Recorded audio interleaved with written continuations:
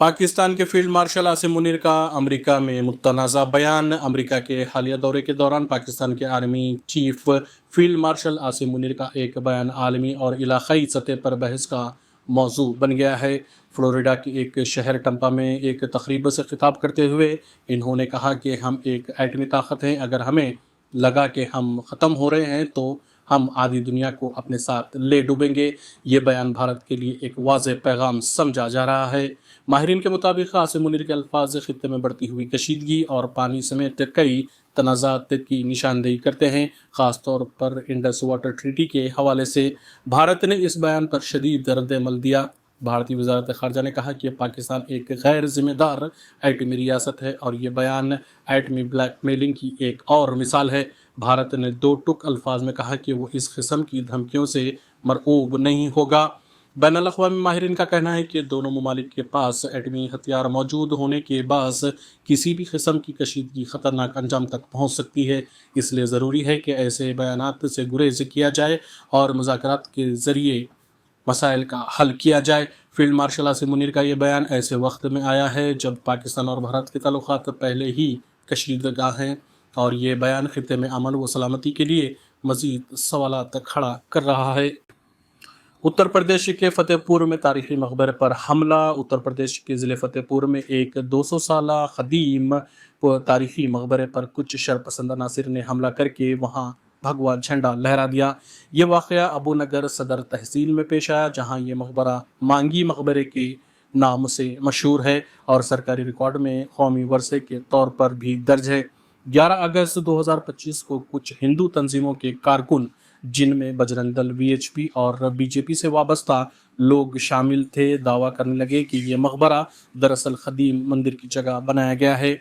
वो झंडा लेकर मकबरे में दाखिल हुए, जय श्री राम के नारे लगाए और पूजा करने की कोशिश की। इसी दौरान कुछ लोगों ने मकबरे को नुकसान भी पहुंचाया। वाक़े के बाद मुकामी मुसलमान और हमलावरों के दरमियान खतरा हुआ, जिससे इलाके में कशीदगी फैल गई। पुलिस मौके पर पहुंची, जगह को घेरे में लिया और 24 घंटे निगरानी शुरू कर दी गई। पुलिस ने इस वाक़े पर एफआईआर भी दर्ज कर ली है, जिसमें 10 अफराद के नाम शामिल हैं और तकरीबन 150 नामालूम अफराद के ख़िलाफ़ भी मुकदमा बनाया गया है।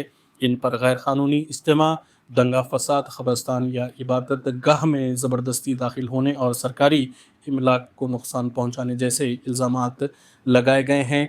मुकामी लोगों और समाजी रहनुमाओं ने इस वाक़े की शदीद मज़म्मत की और मुतालबा किया कि तारीख़ी व मजहबी मकामात की हिफाजत के लिए मौसर इक़दामात किए जाएँ। इंतज़ामिया ने यकीन दहानी कराई कि कसूरवारों को जल्द गिरफ़्तार करके सख्त कार्रवाई की जाएगी ताकि इलाक़े में अमन क़ायम हो सके।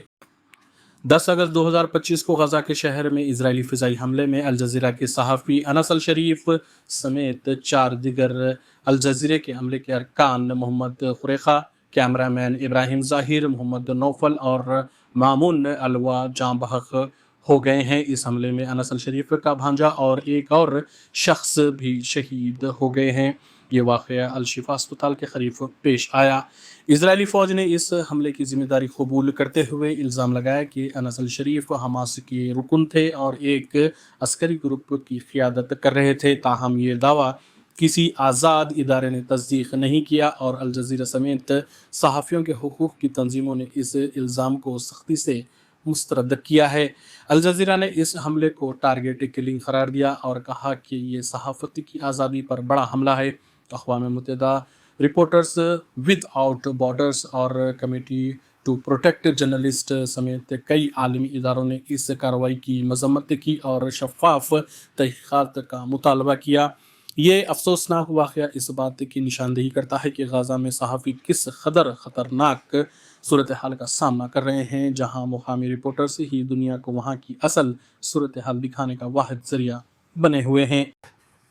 उस्मान सागर से किसी भी वक्त पानी का अखराज मुमकिन, मुसलसल बारिश और सतह आब में इजाफे पर हुक्काम का फैसला।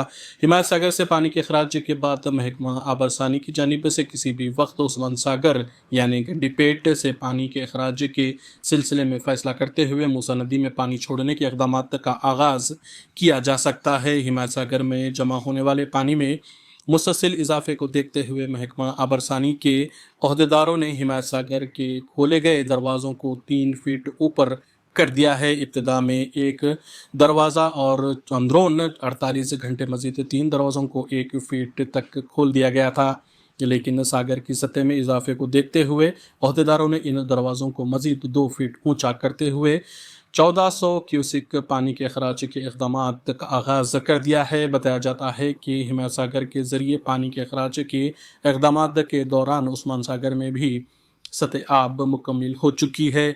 ज़राए के मुताबिक महकमे आबरसानी ने दोनों ज़ख़ायर की सतह पर करीबी नज़र रखी हुई है। अगर इनमें मज़ीद इजाफा होता है तो ऐसी सूरत हाल में पानी के अखराज का फ़ैसला कर सकते हैं। दूसरी तरफ महकमे मौसमियात ने आइंदा 3 ता 4 दिनों के दौरान रियासत में शदीद बारिश की पेशकियाजी भी की है। रेवंत रेड्डी के खिलाफ दरख्वास्त गुजार पर सुप्रीम कोर्ट की बरहमी। हाई कोर्ट जज से अंदरून 1 हफ्ता तहरीरी माजरत ख्वाही की हिदायत।